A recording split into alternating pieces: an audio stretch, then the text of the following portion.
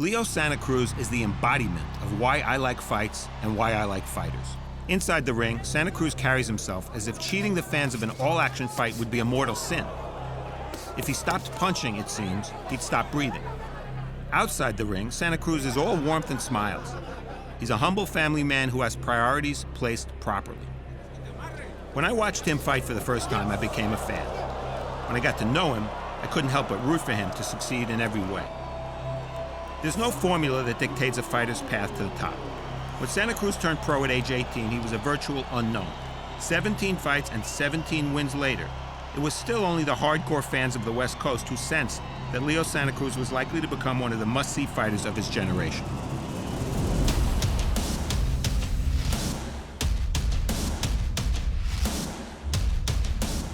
When Santa Cruz faced the veteran Vusi Malinga for the vacant IBF Bantamweight title in June 2012, Showtime's viewers said, "Who?" The question will be, is it the right timing for him at 23, and is he ready for this opportunity? As soon as the fight began, "Who" was replaced by "Wow." What we were quickly reminded of was that you can't always judge a fighter by his dimensions. Santa Cruz stands 5'7½", which is tall for a lighter weight fighter. But reach advantage be damned. He's a pressure fighter and a volume puncher who wants to set a pace his opponents can't possibly match. How could you not want to see Leo Santa Cruz fight? I mean, he's a buzzsaw. In his utterly dominant 12-round win over Malinga, Santa Cruz threw a staggering 1,350 punches. It's been entertaining, and Santa Cruz has been sensational. Santa Cruz would make 3 defenses of the 118-pound title. By the time those 3 fights were over, he was 24 years old and clearly established, not just in LA, but throughout the world as one of the best young champions in all of boxing.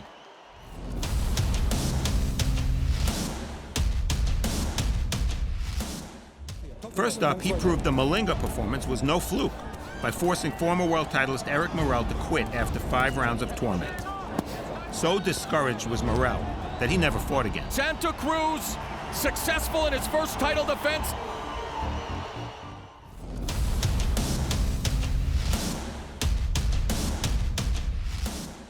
Defense number 2 came against Mexican veteran Victor Zaleta, who had never been stopped. Challenge accepted, challenge conquered.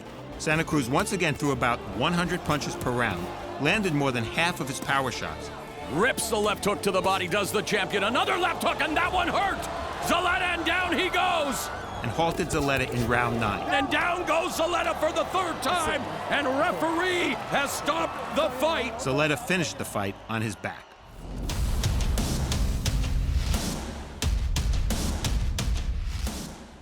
The 3rd defense was especially important because Santa Cruz widened his audience. With his bout versus Alberto Guevara, the first fight televised on CBS in more than 15 years.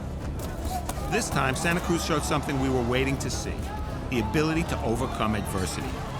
He suffered a nose injury and damage to his right hand and still pulled off a unanimous decision win. Santa Cruz was 23-0-1 and streaking, but I wanted to see more. Could he maintain his exceptional energy fight after tough fight? Could he handle the best lower weight fighters in the world? Could he win a title at a second weight? 3 answers: yes, yes, and yes.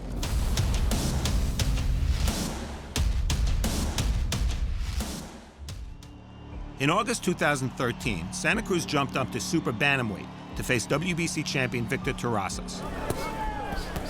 Afterward, Santa Cruz described Terrazas as the hardest puncher he had faced to date. Oh, and down goes Terrazas!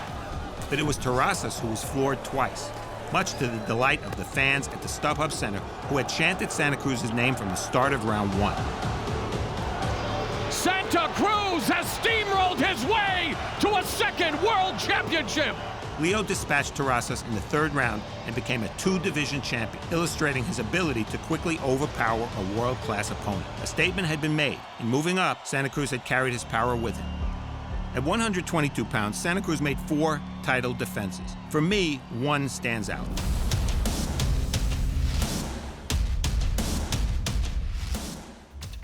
In December 2013, he faced a southpaw from Puerto Rico named Cesar Seda, whom I judged to have serious championship potential. Seda fought a smart fight, and at times an effective one, but he just couldn't keep up. And down goes Seda.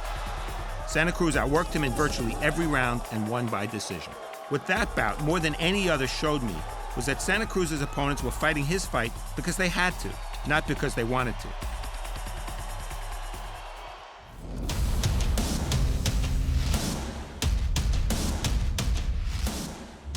Santa Cruz's next move was the most important of his career.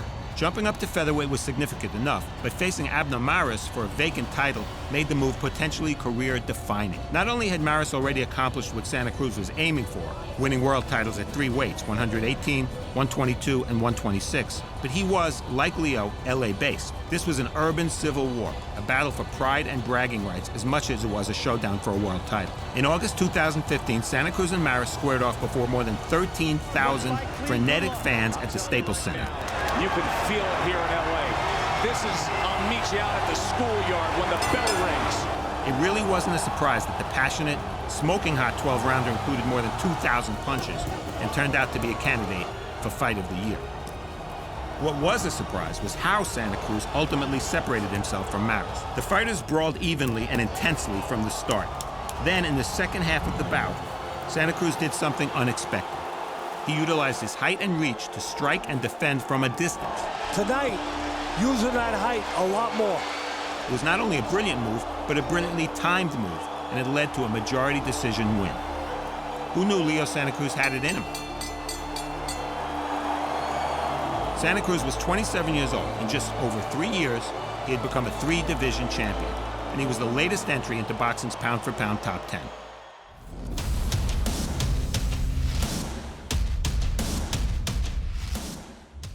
Santa Cruz's first defense as a featherweight titleist impressed me because he absolutely blew out quality opponent in former world champ Kiko Martinez. And no surprise, Martinez moving forward immediately. Leo dropped Martinez less than 30 seconds into the first round. And already Martinez goes down. Then did it again. Uppercut by Santa Cruz, and again Martinez goes down. But Martinez wasn't going to capitulate without a struggle. Oh, it's Santa Cruz off balance. In order to draw the challenger into an inside fight, Santa Cruz retreated, then stood toe-to-toe. Wow! Both of them sitting down on their punches. In less than 5 rounds, the fighters combined to throw more than 1,000 punches. Santa Cruz's salvos counted for more, and in the 5th, Martinez succumbed. The crowd anticipating another fantastic finish, and the referee steps in. Another big win in his home state of California.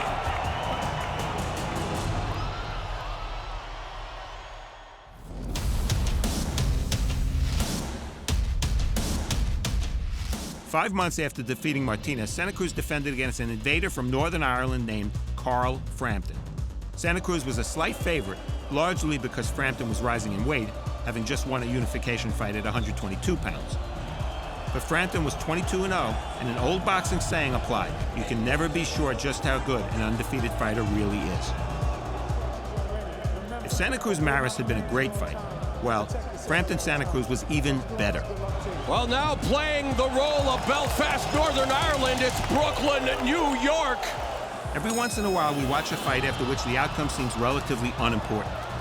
That was the case with Frampton Santa Cruz, although I doubt the fighters would agree. They both are scoring in this electrifying exchange. Anyway, Frampton and Santa Cruz produced a 12-round classic.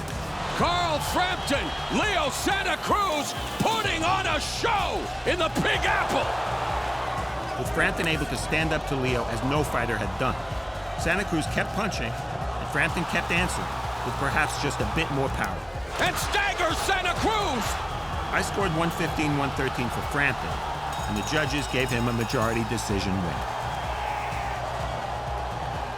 The new WBA Featherweight. So enthralling was the bout that Frampton was an almost unanimous choice for 2016's Fighter of the Year. And Santa Cruz found solace in the fact that his father, who was suffering from cancer, was able to work his corner. A rematch is a natural, and on January 28th, they'll do it again. Who would ever have figured that Santa Cruz would find his ring soulmate in a fighter who hailed from 5,000 miles away? But that's exactly the role Frampton has adopted. Maybe Leo will win this time. If he doesn't, the odds are good that he'll again fight his heart out. And what more can anyone ask?